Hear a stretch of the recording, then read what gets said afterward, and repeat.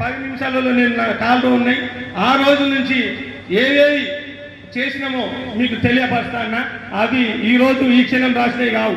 దయచేసి మా ఆవేదనను అర్థం చేసుకుంటూ మండల స్థాయి కాంగ్రెస్ పార్టీ అధ్యక్షులకే అవకాశాలు రావడం లేదు. గ్రామ శాఖ అధ్యక్షులకు ఏ రోజు పిలిచి వాళ్ళని కోఆర్డినేట్ చేస్తారు. నా గ్రామంలో ప్రభుత్వం మనది ఉంది. మా గ్రామంలో నా పాత్ర ఏంటి, కాంగ్రెస్ పార్టీ ఏంటి పాత్ర ఏంటి, దయచేసి ఎంక్వైరీ చేయండి.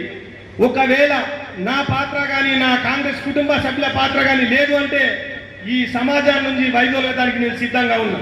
ఎందుకంటే చూస్తారని ఇక్కడ ఏ విధంగా అవమానం చెప్పడానికి నాకు మీరు చెప్పిన సిద్ధాంతాన్ని తీసుకుంటూ ఏదైతే అవకాశం ఇస్తారో అక్కడ మీకు విన్నవిస్తామని తెలియజేసుకుంటూ, దయచేసి కింద ఉన్న కార్యకర్తలకు కూడా అవకాశం ఇచ్చి ఇంతకన్నా ఎక్కువ అవకాశం రాదన్న మా కాంగ్రెస్ కుటుంబ సభ్యులకు దయచేసి వాళ్ళని మాట్లాడించి ఇంకా సమయం ఇంకో గంట ఎక్కువైనా లేదు అంటే మీరు పర్సనల్గా టైం ఇచ్చి దయచేసి మా బాధ్యత వినించుకొని మీరు ఎన్ని పోరాటాలు చేసినా మీ ఎలక్షన్ కూడా వచ్చినన్నా ఏదైతే మున్గోడు కాకుండా అంతకుముందు మీరు చేసిన హుజరాబాద్ ఎలక్షన్లో కూడా మున్గోడు అంటే మేము మొన్న ఎలక్షన్ కన్నా ముందు ఒక కొద్ది రోజుల ముందు మీ ఎలక్షన్ కూడా వచ్చి మేము పండుకున్నాం.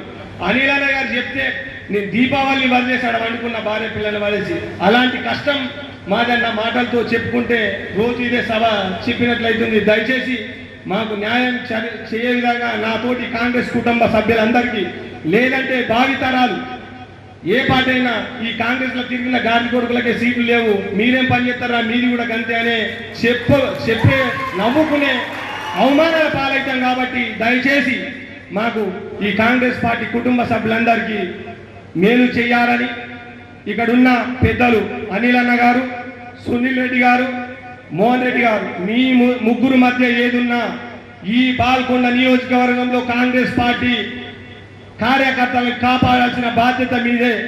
కాపాడకుంటే మా కాంగ్రెస్ పార్టీ కుటుంబ సభ్యులంతా మీ ఇంటి ముట్టడానికి కూడా వెనుకాడమని ఈ సందర్భంగా తెలియజేస్తున్నాను. జై హింద్, జై కాంగ్రెస్, జై రాహుల్ గాంధీ.